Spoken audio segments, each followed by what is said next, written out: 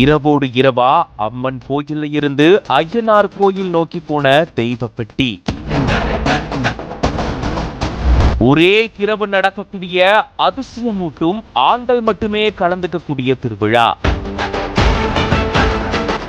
ஆண்கள் பலியிடப்பட்டு கறி விருந்து வந்தவங்களுக்கு படைக்கப்பட்டிருக்கு.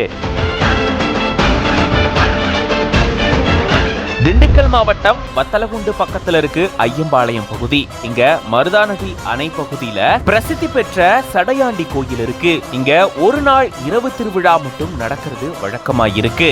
இந்த திருவிழால ஆண்கள் மட்டுமே கலந்துப்பாங்க. ஐயம்பாளையத்துல இருக்கக்கூடிய முத்தாளம்மன் கோயில இருந்து எடுத்துட்டு வரக்கூடிய அந்த பெட்டிய சடையாண்டி கோயிலுக்கு கொண்டு போய் பூஜை செய்வாங்க. அதை தொடர்ந்து பக்தர்கள் நேர்த்திக்கடனா செலுத்தின ஆடுகள் பலியிடப்படும். அந்த ஆடுகள் அங்கேயே சமைக்கப்பட்டு கறி விருந்தும் படைக்கப்படும். இந்த திருவிழால ஆண்கள் மட்டுமே பங்கேற்பாங்க.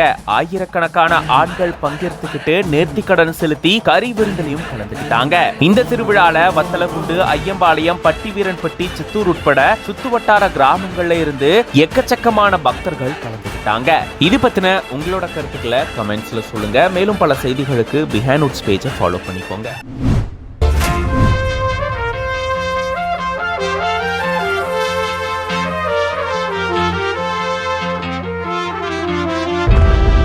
ரோடெல்லாம் குண்டும் குழியுமா இருக்கு. இதனால நிறைய பேர் விபத்துக்குள்ளாகிறாங்க.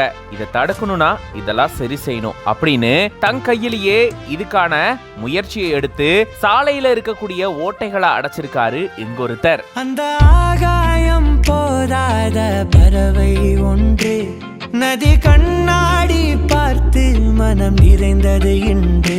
கடலால் தீராத எறும்பின் தாகங்கள் இலையின் மேலாடும்